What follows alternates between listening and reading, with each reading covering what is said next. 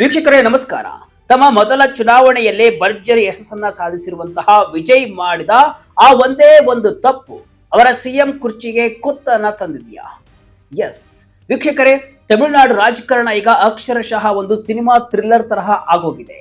ತಮ್ಮ ಚೊಚ್ಚಲ ಚುನಾವಣೆಯಲ್ಲಿಯೇ ದಳಪತಿ ವಿಜಯ್ ತಮ್ಮ ಟಿವಿಕೆ ಅಥವಾ ತಮಿಳಗ ವೆಟ್ರಿ ಕಳಗಂ ಪಾರ್ಟಿ ಮೂಲಕ ಒಂದು ಎಲೆಕ್ಟೋರಲ್ ಬ್ಲಾಕ್ ಬ್ಲಾಸ್ಟರ್ ಕೊಟ್ಟಿದ್ದಾರೆ. 20 ವರ್ಷಗಳ ಬಳಿಕ ತಮಿಳುನಾಡು ಅಸೆಂಬ್ಲಿಯಲ್ಲಿ ಅತಂತ್ರ ವಿಧಾನಸಭೆ ಈಗ ಸೃಷ್ಟಿಯಾಗಿದೆ. ಮೊದಲ ಪ್ರಯತ್ನದಲ್ಲೇ ಸಿಂಗಲ್ ಲಾರ್ಜೆಸ್ಟ್ ಪಾರ್ಟಿಯಾಗಿ ಅಂದ್ರೆ ಅತಿ ದೊಡ್ಡ ಪಕ್ಷವಾಗಿ ಹೊರಹೊಮ್ಮಿರೋ ವಿಜಯ್ ಈಗ ತಮಿಳುನಾಡಿನ ಸಿಎಂ ಆಗ್ಬೇಕು ಅಂತ ಕನಸನ್ನ ಕಾಣ್ತಿದ್ದಾರೆ. ಆದ್ರೆ ಕೈಗೆ ಬಂದ ತುತ್ತು ಬಾಯಿಗೆ ಬರಲಿಲ್ಲ ಅನ್ನೋ ಹಾಗೆ ರಾಜಕೀಯ ಅನುಭವ ಇಲ್ಲದ ವಿಜಯ್ ಅವರು ಮಾಡಿದ ಒಂದು ಸಣ್ಣ ಮಿಸ್ಟೇಕ್, ಒಂದು ಎರರ್ ಈಗ ಅವರಿಗೆ ಅತಿ ದೊಡ್ಡ ಮುಳ್ಳಾಗಿ ಪರಿಣಮಿಸಿದೆ. ಗವರ್ನರ್ ಅಥವಾ ರಾಜ್ಯಪಾಲರಾದ ರಾಜೇಂದ್ರ ವಿಶ್ವನಾಥ್ ಅರ್ಲೇಕರ್ ಅವರನ್ನ ಭೇಟಿಯಾಗಿ ಸರ್ಕಾರ ರಚನೆಗೆ ವಿಜಯ್ ಹಕ್ಕನ್ನ ಮಂಡಿಸಿದ್ದಾರೆ. ಆದರೆ ರಾಜ್ಯಪಾಲರು ಅವರನ್ನ ವಾಪಸ್ ಕಳಿಸಿದ್ದಾರೆ. ಎರಡನೇ ಬಾರಿ ಭೇಟಿಯಾದಾಗಲೂ ಕೂಡ ಯಾವುದೇ ಪ್ರಯೋಜನ ಆಗಲಿಲ್ಲ. ಹಾಗಾದ್ರೆ ವಿಜಯ್ ಮಾಡಿದ ಆ ದೊಡ್ಡ ತಪ್ಪು ಏನು? 108 ಸೀಟು ಗೆದ್ರೂ ಕೂಡ ವಿಜಯ್ ಯಾಕೆ ಸಿಎಂ ಆಗ್ತಾ ಇಲ್ಲ? ಪೊಲಿಟಿಕಲ್ ಎಕ್ಸ್ಪರ್ಟ್ ಏನ್ ಹೇಳ್ತಿದ್ದಾರೆ? ಇದರ ಮಧ್ಯೆ ಕೇವಲ ವಾಟ್ಸ್ಆಪ್ ಮೆಸೇಜ್ ನಿಂದ ಫಜೀತಿ ಶುರುವಾಗಿದೆ. ಬನ್ನಿ ಈ ವಿಡಿಯೋದಲ್ಲಿ ಪ್ರತಿಯೊಂದನ್ನು ಕೂಡ ಡೀಟೇಲ್ ಆಗಿ ಎಳೆಯಾಗಿ ಬಿಡಿಸಿ ಹೇಳ್ತೀನಿ. ಕೊನೆವರೆಗೂ ನೋಡಿ. ನಾನು ಶಿವಮೂರ್ತಿ ಸರ್ವ. ವಿಜಯ್ ಮಾಡಿದ ಆ ತಪ್ಪಿಗೆ ಸಿಎಂ ಕುರ್ಚಿ ಮಿಸ್. ಮ್ಯಾಜಿಕ್ ನಂಬರ್ ಆಟದಲ್ಲಿ ವಿಜಯ್ ಸರ್ಕಸ್. ವೀಕ್ಷಕರೇ, ಮೊದಲು ಈ ನಂಬರ್ ಗೇಮ್, ಈ ಮ್ಯಾಜಿಕ್ ನಂಬರ್ ಏನು ಅಂತ ಅರ್ಥ ಮಾಡಿಕೊಳ್ಳೋಣ. ತಮಿಳುನಾಡು ವಿಧಾನಸಭೆಯಲ್ಲಿ ಒಟ್ಟು 234 ಸೀಟುಗಳಿವೆ. ಇಲ್ಲಿ ಮೆಜಾರಿಟಿ ಅಥವಾ ಬಹುಮತ ಸಾಬೀತು ಮಾಡಲು ಬೇಕಾಗಿರುವುದು 118 ಸೀಟುಗಳು. ಇದು ನ್ಯೂಸ್ ಫಾಲೋ ಮಾಡ್ತಾ ಇದ್ರೆ ನಿಮಗೆ ಗೊತ್ತೇ ಇರುತ್ತೆ. ವಿಜಯ್ ಅವರ ಕೇವಲ 2 ವರ್ಷದ ಹಳೆಯ ಪಾರ್ಟಿ ಟಿವಿಕೆ ಬರೋಬ್ಬರಿ 108 ಸೀಟುಗಳನ್ನ ಗೆದ್ದಿದೆ. ಆದ್ರೆ ವಿಜಯ್ ಅವರು 2 ಕಡೆ ಸ್ಪರ್ಧಿಸಿ ಗೆದ್ದಿರೋದ್ರಿಂದ 1 ಸೀಟಿಗೆ ರಾಜೀನಾಮೆಯನ್ನ ಕೊಡಬೇಕಾಗುತ್ತೆ. ಹೀಗಾಗಿ ಟಿವಿಕೆ ಶಾಸಕರ ಸಂಖ್ಯೆ ಈಗ 107. ಅಂದ್ರೆ ಮೆಜಾರಿಟಿ ಮಾರ್ಕ್ 118ಕ್ಕೆ ಇನ್ನು 11 ಸೀಟುಗಳ ಕೊರತೆ ಇದೆ. ಈ ಟೈಮ್ ನಲ್ಲಿ ಡಿಎಂಕೆ ಜೊತೆ ಮೈತ್ರಿ ಮಾಡಿಕೊಂಡಿದ್ದ ಕಾಂಗ್ರೆಸ್ ಕೇವಲ 5 ಸೀಟು ಗೆದ್ದಿತ್ತು. ರಿಸಲ್ಟ್ ಬಂದ ಮೇಲೆ ಕಾಂಗ್ರೆಸ್ ಟಿವಿಕೆ ಜೊತೆ ಕೈ ಜೋಡಿಸಿತು. ಆಗ ಟಿವಿಕೆ ಮತ್ತು ಕಾಂಗ್ರೆಸ್ ಸೇರಿ ಒಟ್ಟು ಸಂಖ್ಯೆ 112. ಈಗಲೂ ವಿಜಯ್ಗೆ 6 ಸೀಟುಗಳ ಶಾರ್ಟೇಜ್ ಇದೆ. ಅದನ್ನ ಪಡೆಯೋಕೆ ದಳಪತಿ ವಿಜಯ್ ಕಸರತ್ತನ್ನ ನಡೆಸ್ತಾ ಇದ್ದಾರೆ. ಇದು ನಿಮಗೆ ಗೊತ್ತೇ ಇದೆ. ಆದ್ರೆ ವಿಜಯ್ ಎಡವಟ್ಟು ಮಾಡಿಕೊಂಡಿದ್ದು ಎಲ್ಲಿ ಗೊತ್ತಾ? ಬನ್ನಿ ಮುಂದೆ ಹೇಳ್ತೀನಿ. ಸಿಂಗಲ್ ಲಾರ್ಜೆಸ್ಟ್ ಪಾರ್ಟಿ ನಾಯಕ ಎಡಬಿದ್ದು ಎಲ್ಲಿ? ಟಿವಿಕೆ ಅವಸರವೇ ಅಪಘಾತಕ್ಕೆ ಕಾರಣವಾಯಿತಾ? ಇಲ್ಲಿ ಟ್ವಿಸ್ಟ್ ಏನಪ್ಪಾ ಅಂದ್ರೆ, ಮೇ 6ರಂದು ವಿಜಯ್ ಅವರು ರಾಜ್ಯಪಾಲ ರಾಜೇಂದ್ರ ವಿಶ್ವನಾಥ್ ಅರ್ಲೇಕರ್ ಅವರಿಗೆ ಒಂದು ಪತ್ರವನ್ನ ಕೊಟ್ಟು ಸರ್ಕಾರ ರಚನೆಗೆ ಅವಕಾಶ ಕೊಡಿ ಅಂತ ಕೇಳಿದ್ರು. ಆ ಪತ್ರದಲ್ಲಿ ವಿಜಯ್ ಮಾಡಿದ ಆ ದೊಡ್ಡ ತಪ್ಪು ಏನಂದ್ರೆ, ಅವರು ತಮ್ಮ 107 ಟಿವಿಕೆ ಶಾಸಕರ ಜೊತೆಗೆ ಕಾಂಗ್ರೆಸ್ನ 5 ಶಾಸಕರ ಸಹಿಯನ್ನ ಸೇರಿಸಿ ಲಿಸ್ಟ್ ಕೊಟ್ಟು ಬಿಟ್ರು.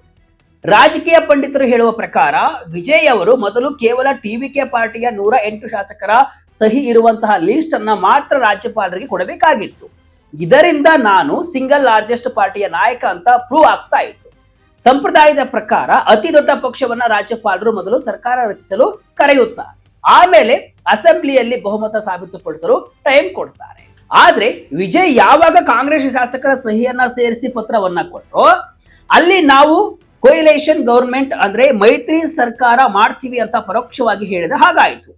ಮೈತ್ರಿ ಅಂತ ಬಂದಾಗ ರಾಜ್ಯಪಾಲರು ಕಂಪ್ಲೀಟ್ 118 ಶಾಸಕರ ಸಹಿ ಇರುವ ಲಿಸ್ಟ್ ಕೊಡಿ ಅಂತ ಪಟ್ಟು ಹಿಡಿದ್ರು. ಇದೇ ಕಾರಣಕ್ಕೆ ರಾಜ್ಯಪಾಲರು ವಿಜಯ್ ಅವರನ್ನ ವಾಪಸ್ ಕಳಿಸಿದ್ದಾರೆ. ಎರಡನೇ ಭೇಟಿಯಲ್ಲೂ ಕೂಡ ತಮಿಳುನಾಡು ಲೋಕಭವನ ವಿಜಯ್ ಅವರು ಅಗತ್ಯವಿರುವಂತಹ ಬಹುಮತ ಸಾಬೀತುಪಡಿಸಲು ವಿಫಲರಾಗಿದ್ದಾರೆ ಅಂತ ಪ್ರೆಸ್ ರಿಲೀಸ್ ಅನ್ನ ಮಾಡಿದೆ. ಅನುಭವದ ಕೊರತೆ ವಿಜಯ್ಗೆ ಮುಳುವಾಯ್ತಾ? ಸೀನಿಯರ್ ಲೀಡರ್ ಮಾತನ್ನ ಕೇಳಲಿಲ್ವಾ ದಳಪತಿ? ಒಬ್ಬ ರಾಜಕೀಯ ವಿಶ್ಲೇಷಕರಾದಂತಹ ಅಮಿತ್ ಕುಮಾರ್ ಸಿಂಧಿ ಅವರು ಟ್ವೀಟ್ ಮಾಡಿ, ವಿಜಯ್ ಕೇವಲ ಸಿಂಗಲ್ ಲಾರ್ಜೆಸ್ಟ್ ಪಾರ್ಟಿ ಅಂತ ಕ್ಲೈಮ್ ಮಾಡದಿದ್ರೆ ಅಪ್ರೂವ್ ಆಗ್ತಿತ್ತು ಅಂದಿದ್ದಾರೆ. ಇನ್ನೊಬ್ಬ ಜರ್ನಲಿಸ್ಟ್, ವಿಜಯ್ಗೆ ಒಳ್ಳೆ ಪೊಲಿಟಿಕಲ್ ಅಡ್ವೈಸರ್ಸ್ ಇದ್ದಿದ್ರೆ ಇಷ್ಟೊತ್ತಿಗೆ ವಿಜಯ್ ಅವರು ಸಿಎಂ ಆಗಿ ಪ್ರಮಾಣ ವಚನವನ್ನ ಸ್ವೀಕರಿಸ್ತಾ ಇದ್ದಾರಂತ ಪೋಸ್ಟ್ ಮಾಡಿದ್ದಾರೆ. ನಿಜ ಹೇಳ್ಬೇಕಂದ್ರೆ ವೀಕ್ಷಕರೇ, ವಿಜಯ್ ಅವರಿಗೆ 51 ವರ್ಷ ವಯಸ್ಸು. ಇದು ಅವರ ಮೊದಲ ದೊಡ್ಡ ಎಲೆಕ್ಷನ್. ಅವರ ಟಿವಿಕೆ ಪಾರ್ಟಿಗೆ ಈ ಹಿಂದೆ ಗ್ರಾಮ ಪಂಚಾಯಿತಿ ಅಥವಾ ಲೋಕಲ್ ಬಾಡಿ ಎಲೆಕ್ಷನ್ ಅನ್ನು ಕೂಡ ಫೇಸ್ ಮಾಡಿದಂತಹ ಅನುಭವ ಇಲ್ಲ. ಅವರ ಶಾಸಕರ ಸರಾಸರಿ ವಯಸ್ಸು ಕೇವಲ 44 ವರ್ಷ. ಇವರ ಟೀಮ್ ನಲ್ಲಿರುವಂತಹ ಏಕೈಕ ಸೀನಿಯರ್ ಲೀಡರ್ ಅಂದ್ರೆ ಅದು ಕೆ ಎ ಸೆಂಗೊಟ್ಟಿಯನ್. ಕಳೆದ ವರ್ಷವಷ್ಟೇ ಎಐಎಡಿಎಂಕೆ ಬಿಟ್ಟು ಟಿವಿಕೆ ಸೇರಿದ್ದ ಇವರು 9 ಬಾರಿ ಶಾಸಕರಾಗಿದ್ದವರು. ರಿಪೋರ್ಟ್ ಪ್ರಕಾರ ಸೆಂಗೊಟ್ಟಿಯನ್ ಅವರು ವಿಜಯ್ಗೆ ಒಂದು ಅಡ್ವೈಸ್ ಕೊಟ್ಟಿದ್ದರಂತೆ. ಮೊದಲು ಕೇವಲ 108 ಟಿವಿಕೆ ಶಾಸಕರ ಲಿಸ್ಟ್ ಮಾತ್ರ ಕೊಡಿ, ನಮ್ಮ ಪವರ್ ಏನು ಅಂತ ತೋರಿಸೋಣ ಅಂತ ಹೇಳಿದ್ರಂತೆ. ಆದ್ರೆ ಪಾರ್ಟಿ ಮಾತ್ರ ಕಾಂಗ್ರೆಸ್ ಜೊತೆ ಸೇರಿದ ಕಂಪೈಲ್ಡ್ ಲಿಸ್ಟ್ ಕೊಟ್ಟು ಎಡವಟ್ಟು ಮಾಡಿಕೊಂಡಿದೆ. ಇದೊಂದು ಮಿಸ್ಟೇಕ್ ಇವತ್ತು ವಿಜಯ್ ಸಿಎಂ ಆಗೋದಕ್ಕೆ ಅಡ್ಡಿಯಾಗಿದೆ. ರಾಜ್ಯಪಾಲ ನಡೆ ಸರಿಯಾಗಿದೆಯಾ? ಸಂವಿಧಾನ ತಜ್ಞರು ಏನ್ ಹೇಳ್ತಾರೆ ಗೊತ್ತಾ? ಈಗ ಎಲ್ಲರ ಪ್ರಶ್ನೆ, ರಾಜ್ಯಪಾಲರು ವಿಜಯ್ಗೆ ಅವಕಾಶವನ್ನ ಕೊಡದೇ ಇರೋದು ಸರಿಯಾ? ಕೇಂದ್ರದ ಬಿಜೆಪಿ ಸರ್ಕಾರದ ಪ್ರೆಷರ್ನಿಂದ ಗವರ್ನರ್ ಹೀಗೆ ಮಾಡ್ತಿದ್ದಾರೆ ಅಂತ ಹಲವು ಪಕ್ಷಗಳು ಈಗ ಆರೋಪವನ್ನ ಮಾಡಿವೆ. ಸುಪ್ರೀಂ ಕೋರ್ಟ್ನ ಹಿರಿಯ ವಕೀಲರಾದ ನೀರಜ್ ಕಿಶನ್ ಕೌಲ್ ಅವರು ಸಂವಿಧಾನದ ಆರ್ಟಿಕಲ್ 163ರ ಬಗ್ಗೆ ಹೇಳಿದ್ದಾರೆ. ಇದರ ಪ್ರಕಾರ ಯಾರಿಗೆ ಸರ್ಕಾರ ರಚಿಸಲು ಆಹ್ವಾನವನ್ನ ಕೊಡಬೇಕು ಅನ್ನೋದು ಸಂಪೂರ್ಣವಾಗಿ ರಾಜ್ಯಪಾಲರ ವಿವೇಚನೆಗೆ ಬಿಟ್ಟದ್ದು. SR Bommai versus Union of India judgment ಬಗ್ಗೆಯೂ ಕೂಡ ಅವರು ಉಲ್ಲೇಖಿಸಿದ್ದಾರೆ. ಹಾಗೆಯೇ 1988ರ ಸರ್ಕಾರಿಯ ಕಮಿಷನ್ ಪ್ರಕಾರ ಮೊದಲು ಪ್ರೀ ಪೋಲ್ ಅಲಯನ್ಸ್, ಆಮೇಲೆ ಸಿಂಗಲ್ ಲಾರ್ಜೆಸ್ಟ್ ಪಾರ್ಟಿ, ಆಮೇಲೆ ಪೋಸ್ಟ್ ಪೋಲ್ ಅಲಯನ್ಸ್ಗೆ ಆದ್ಯತೆಯನ್ನ ಕೊಡಬೇಕು ಅಂತ ಇದೆ. ಇನ್ನು 2010ರ ಪೂಂಚಿ ಕಮಿಷನರ್ ಪ್ರಕಾರ ಯಾರಿಗೆ ಅತಿ ಹೆಚ್ಚು ಬೆಂಬಲ ಇದೆಯೋ ಅವರನ್ನ ಕರೆಯಬಹುದು. ಆದರೆ ಈ ಕಮಿಷನ್ಗಳ ವರದಿಗೆ ಯಾವುದೇ ನ್ಯಾಯಾಲಯದ ಅಧಿಕೃತ ಮುದ್ರೆ ಬಿದ್ದಿಲ್ಲ ಅನ್ನೋದು ಕೂಡ ಕೌಲ್ ಅವರ ವಾದ. ಮತ್ತೊಂದೆಡೆ ಮಾಜಿ ಅಟಾರ್ನಿ ಜನರಲ್ ಮುಕುಲ್ ರೋಹಟಗಿ ಅವರು ರಾಜ್ಯಪಾಲರು ಸಂವಿಧಾನಬದ್ಧವಾಗಿ ಅತಿ ದೊಡ್ಡ ಪಕ್ಷವನ್ನ ಮೊದಲು ಕರೆಯಲೇಬೇಕು ಅಂತಾರೆ. ಇದೇ ಮಾತಿಗೆ ಕಾಂಗ್ರೆಸ್ ಎಂಪಿ ಮತ್ತು ಹಿರಿಯ ವಕೀಲ ಅಭಿಷೇಕ್ ಮನು ಸಿಂಘ್ವಿ ಕೂಡ ಧ್ವನಿಗೂಡಿಸಿದ್ದಾರೆ. ವಿರೋಧಿ ಬಣದವರು ಯಾರು ಹಕ್ಕು ಮಂಡಿಸದೇ ಇರುವಾಗ ತಮಿಳುನಾಡು ಗವರ್ನರ್ಗೆ ವಿಜಯ್ ಅವರನ್ನ ಕರೆಯುವ ಬಿಟ್ಟು ಬೇರೆ ದಾರಿಯೇ ಇಲ್ಲ ಅಂತ ಸಿಂಘ್ವಿ ಹೇಳಿದ್ದಾರೆ. ಒಂದು ವಾಟ್ಸ್ಆಪ್ ಮೆಸೇಜ್ ತಂದ ಫಜೀತಿ, ಬಿಸಿಕೆ ನಾಯಕರ ಗರಂ, ಟಿವಿಕೆಗೆ ಕ್ಲಾಸ್. ಇನ್ನು ಬಹುಮತ ಸಾಬೀತು ಮಾಡಲು ವಿಜಯ್ಗೆ ಮೇ 10ರವರೆಗೆ ಡೆಡ್ಲೈನ್ ಇದೆ. ಯಾಕಂದ್ರೆ ಮೇ 10ಕ್ಕೆ ಈಗಿರುವಂತಹ ಅಸೆಂಬ್ಲಿಯ ಟರ್ಮ್ ಮುಗಿಯುತ್ತೆ. ಮ್ಯಾಜಿಕ್ ನಂಬರ್ 118 ಮುಟ್ಟಲು ವಿಜಯ್ಗೆ ವಿಸಿಕೆ ಮತ್ತು ಎಡಪಕ್ಷಗಳ ಬೆಂಬಲ ಬೇಕೇ ಬೇಕು. ವಿಸಿಕೆ ಮತ್ತು IUML ಸೇರಿ 6 ಸೀಟುಗಳಿವೆ. ಇವರು ಸಪೋರ್ಟ್ ಮಾಡಿದ್ರೆ ವಿಜಯ್ ಈಸಿಯಾಗಿ ಸರ್ಕಾರ ರಚನೆ ಮಾಡಬಹುದು. ಆದರೆ ಇಲ್ಲೊಂದು ಎಡವಟ್ಟಾಗಿದೆ. ಏನಂತಂದ್ರೆ ಈಗಾಗಲೇ ಕಾಂಗ್ರೆಸ್ ಸಹಿ ಇರುವಂತಹ ಪತ್ರ ಕೊಟ್ಟಿರುವ ವಿಜಯ್ ಎಡವಟ್ಟು ಮಾಡಿಕೊಂಡಿದ್ದಾರೆ. ಅದರ ಬೆನ್ನಲ್ಲೇ ಮತ್ತೊಂದು ಎಡವಟ್ಟಾಗಿದೆ. ವಿಸಿಕೆ ನಾಯಕರಾದ ಚಿಂತನೈ ಸೆಲ್ವನ್ ಅವರು ಟಿವಿಕೆ ನಾಯಕರ ಮೇಲೆ ಸಖತ್ ಗರಂ ಆಗಿದ್ದಾರೆ. ರಾಜಕೀಯದಲ್ಲಿ ಸಪೋರ್ಟ್ ಬೇಕು ಅಂದಾಗ ನಾಯಕರನ್ನ ಮುಖತಃ ಭೇಟಿಯಾಗಿ ಮಾತನಾಡಬೇಕು. ಆದ್ರೆ ಟಿವಿಕೆ ನಾಯಕರು ವಾಟ್ಸ್ಆಪ್ ನಲ್ಲಿ ಮೆಸೇಜ್ ಕಳಿಸಿ ಸಪೋರ್ಟ್ ಕೇಳ್ತಿದ್ದಾರೆ. ಇದ್ಯಾವ ರೀತಿಯ ರಾಜಕಾರಣ ಅಂತ ಪ್ರಶ್ನೆಯನ್ನ ಮಾಡಿದ್ದಾರೆ. ವಿಜಯ್ ಅವರಿಗೆ ಅವರ second line leaders misguide ಮಾಡ್ತಿದ್ದಾರಾ? ಟಿವಿಕೆ ನಾಯಕರು ಸೊಕ್ಕಿನಿಂದ ವರ್ತಿಸಿದ್ದಾರಾ? ನಮ್ಮ ಕಾರ್ಯಕರ್ತರನ್ನ ಸ್ಲೀಪರ್ ಸೆಲ್ಸ್ ಅಂತ ಕರೆದಿದ್ದಾರೆ ಅಂತ ಕಿಡಿಕಾರಿದ್ದಾರೆ. ತಮಿಳುನಾಡಿನಲ್ಲಿ ಬಿಜೆಪಿಯ ಬೆಂಬಲಿತ ರಾಜ್ಯಪಾಲರ ಆಡಳಿತ ಬರದೇ ಇರಬೇಕು ಅಂದ್ರೆ ವಿಜಯ್ ಅವರು ಮೆಚುರಿಟಿಯಿಂದ, ವಿನಮ್ರತೆಯಿಂದ ಪ್ರಜಾಪ್ರಭುತ್ವದ ಜವಾಬ್ದಾರಿ ಮೆರೆಯಬೇಕು ಅಂತ ಎಚ್ಚರಿಕೆಯನ್ನು ಕೊಟ್ಟಿದ್ದಾರೆ. ಇನ್ನು ಮುಸ್ಲಿಂ ಲೀಗ್ ನಾಯಕ KM ಖಾದರ್ ಮೊಹಿದ್ದೀನ್ ಅವರು ಕೂಡ ನಾವು DMK ಜೊತೆಗೆ ಇರ್ತೀವಿ, MK ಸ್ಟಾಲಿನ್ ಅವರು ಏನು ನಿರ್ಧಾರ ತೆಗೆದುಕೊಳ್ತಾರೋ ಅದೇ ನಮ್ಮ ನಿರ್ಧಾರ ಅಂತ ಸ್ಪಷ್ಟಪಡಿಸಿದ್ದಾರೆ. ವೇಟ್ ಅಂಡ್ ವಾಚ್ ಮೊರೆ ಹೋದ DMK. AIADMK ನಡೆ ಮೇಲೆ ಭಾರಿ ಕುತೂಹಲ. ಇಡೀ ತಮಿಳುನಾಡು ಪಾಲಿಟಿಕ್ಸ್ ನ ಅತಿ ದೊಡ್ಡ ಪ್ರಶ್ನೆ ಅಂದ್ರೆ ಇದು. 5 ದಶಕಗಳಿಂದ ಬದ್ಧ ವೈರಿಗಳಾಗಿದ್ದ ದ್ರಾವಿಡ ಪಕ್ಷಗಳಾದ DMK ಮತ್ತು AIADMK ಪಕ್ಷಗಳು ವಿಜಯ್ ಅವರನ್ನ ಅಧಿಕಾರದಿಂದ ದೂರ ಇಡಲು ಒಂದಾಗುವಂತಹ ವದಂತಿಗಳು ಕೇಳಿ ಬರ್ತಿವೆ. 2 ಪಕ್ಷಗಳು ಸೇರಿದ್ರು ಕೂಡ 106 ಆಗುತ್ತೆ. ಅವರಿಗೂ ಕೂಡ 12 ಸ್ಥಾನಗಳ ಕೊರತೆ ಉಂಟಾಗುತ್ತೆ. ಆದ್ರೆ ಇದರ ನಡುವೆ DMK ವೇಟ್ ಅಂಡ್ ವಾಚ್ ತಂತ್ರಕ್ಕೆ ಮೊರೆ ಹೋಗಿದೆ. ಇತ್ತ AIADMK ಕೂಡ ನಾವು DMK ಜೊತೆ ಮೈತ್ರಿ ಮಾಡಿಕೊಳ್ಳಲ್ಲ ಅಂತಾನು ಕೂಡ ಹೇಳಿದೆ.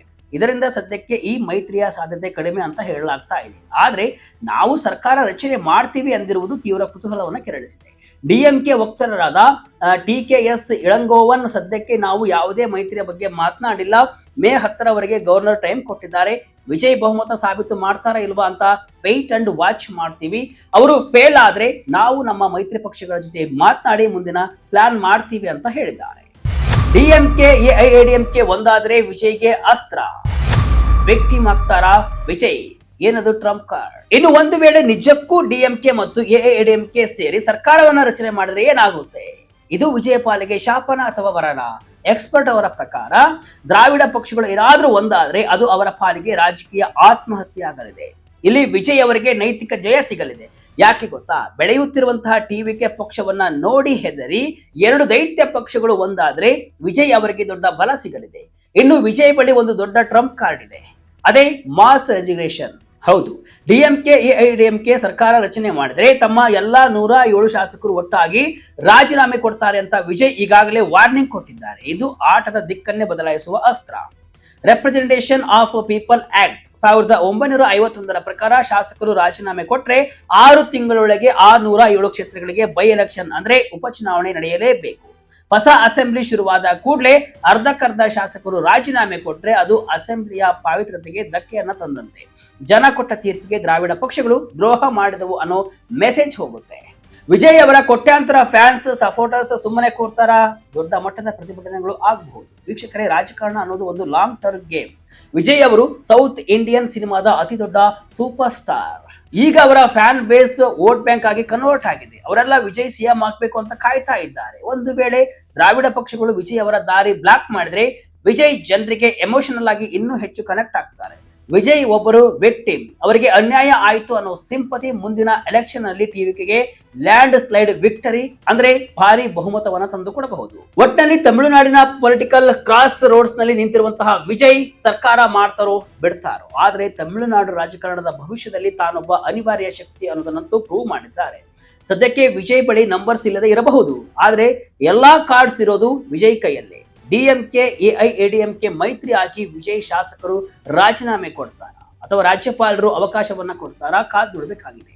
ವಿಜಯ್ ಅವರ ಈ ನಡೆಯ ಬಗ್ಗೆ ನಿಮಗೇನ್ ಅನ್ಸುತ್ತೆ? ವಿಜಯ್ ಮಾಡಿದ ಆ ಒಂದು ತಪ್ಪು ಅವರ ಭವಿಷ್ಯಕ್ಕೆ ಮುಳುವಾಯ್ತಾ? ಕಮೆಂಟ್ ಮೂಲಕ ತಿಳಿಸಿ. ಇದಿಷ್ಟು ಇವತ್ತಿನ ವಿಶೇಷ. ಇದೇ ರೀತಿಯ ಹಲವು ವಿಶ್ಲೇಷಣೆ ಮಾಹಿತಿ ಅಷ್ಟೇ ಅಲ್ಲ, ಮನೋರಂಜನೆಯ ವಿಡಿಯೋಗಳಿಗಾಗಿ ವಿಜಯ ಕರ್ನಾಟಕ ವೆಬ್ಸೈಟ್, ಫೇಸ್ಬುಕ್ ಹಾಗೂ ಯೂಟ್ಯೂಬ್ ಪೇಜ್ ಅನ್ನು ಫಾಲೋ ಮಾಡಿ. ಧನ್ಯವಾದಗಳು.